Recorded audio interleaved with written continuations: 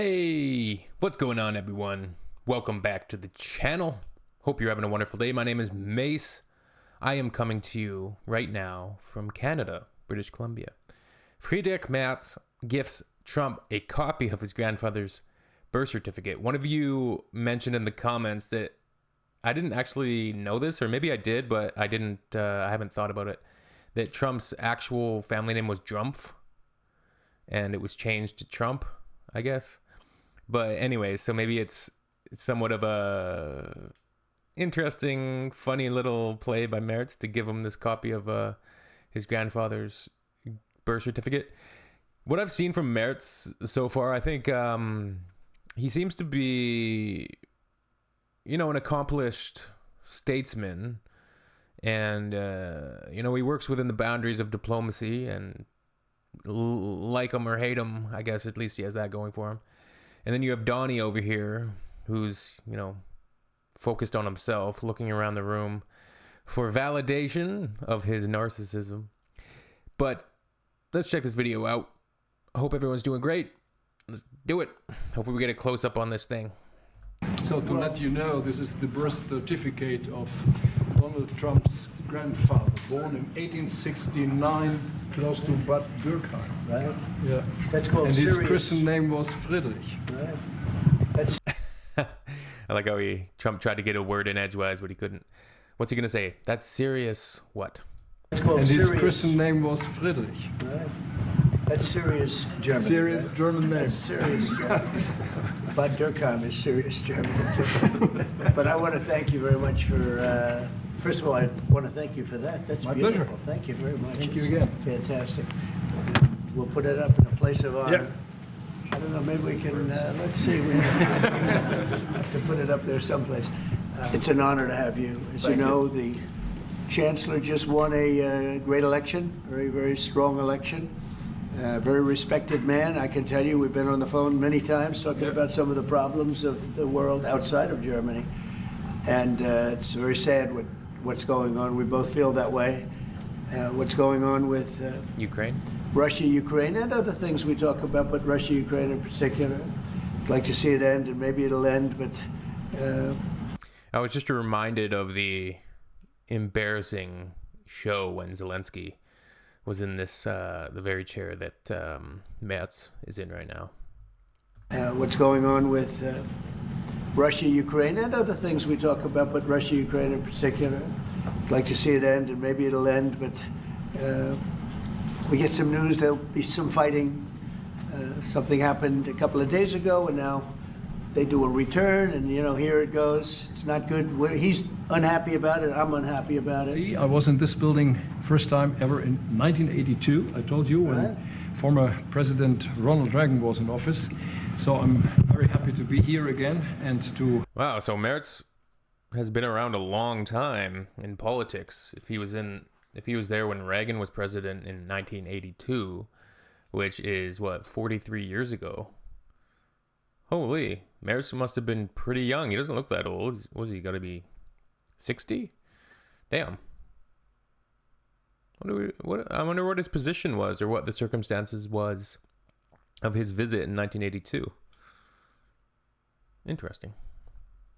offer our close cooperation with the United States of America. Yeah. We are having so much in common, our history. We owe the Americans a lot. We will never forget about that. And so with your German provenance, I think this is a very good basis for close cooperation between America and Germany. Explore. So diplomacy outweighs, diplomacy wins in a situation like this. Obviously, they're trying to, how do you deal with a person like Trump, right? You need to puff up their ego. You need to, kind of compliment them and say good things and try to figure out how you can, extract the best outcome for, Germany. And it's certainly been interesting watching the cycle of the United States, even going back to say 9/11. It's been a interesting time, right? The world, it's almost like before 9/11 and post 9/11, and then you had the Iraq War, weapons of mass destruction, which weren't there. In the recession, 2008, and Donald Trump's ascendancy, the buildup of the culture wars, the buildup of, mass immigration, and then the counter pendulum to that of mass anti-immigration sentiment, Trump's ascendancy, populism, Brexit, Trump presidential term number 1, January 6th, it's rigged, and then his great comeback, right? His great comeback when he won again, which was pretty incredible, pretty unprecedented, I would say, and pretty amazing. But he certainly has the power and brand that he's created, which is pretty strong, and he has sycophants surrounding him, and as well as legions of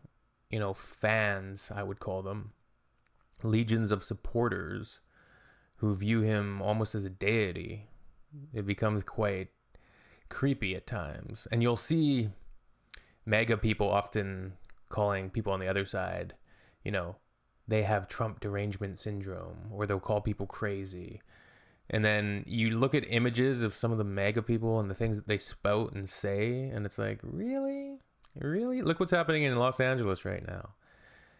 Look at the powder keg that certain places are turning into. It's quite worrying, but hopefully things can get resolved. The world's in a precarious and ever-changing place right now, especially with emerging technologies, artificial intelligence. I just watched the Mission Impossible movie the other night, Mission Impossible Final Reckoning, and I'd give it like a, I don't know, maybe a 6.5 out of 10. It was bloated. Let's just say that. Very bloated.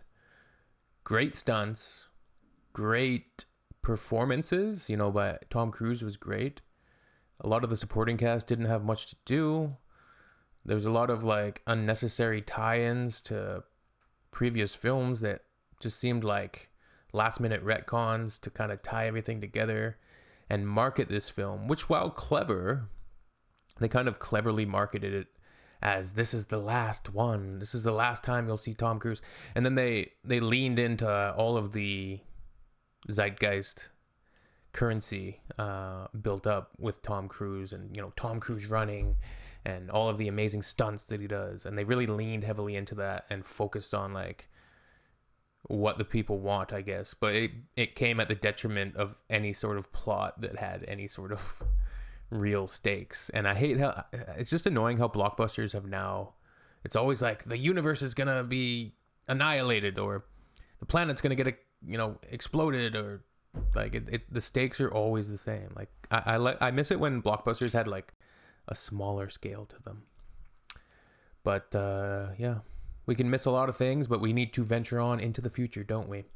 All right, there's an image of Andor right there, and